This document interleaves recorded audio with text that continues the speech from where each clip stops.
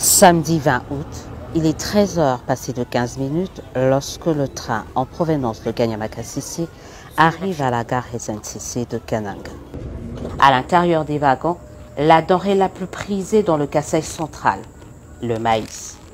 Un pari gagné pour le commandant du service national, le général-major Jean-Pierre Kassongo-Kabuik. C'est un homme satisfait que devant vous, je me tiens devant vous avec les wagons qui sont remplis de maïs. Ce n'est pas une activité commerciale que nous sommes en train de faire pour que le maïs profite d'abord aux commerçants. Non, on voudra s'assurer que c'est les plus démunis de la population du Kananga qui va bénéficier du maïs qui vient d'arriver. Des centaines et des centaines de sacs de maïs contenus dans 14 wagons, soit 650 tonnes, une première cargaison sur les 2000 tonnes attendues pour cette partie du pays.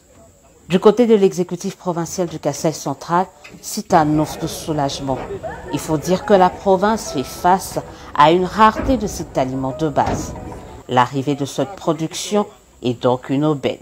Ça fait pratiquement un mois que nous sommes dans les secousses pour la pénurie de maïs. Et le général est arrivé cette semaine en provenance de Kanyama, comme le chef de l'État l'avait souhaité. Mais aujourd'hui, on vient de nous servir avec 14 wagons de maïs. En attendant d'autres convois qui vont arriver la semaine prochaine, sur le marché, ça sera plus très inondé. Et toute la population sera plus servie sans distinction.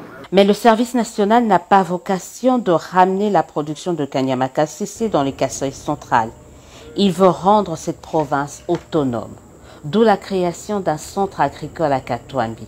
Ici, un vaste champ est en préparation. Les premières semences sont prévues dans quelques jours.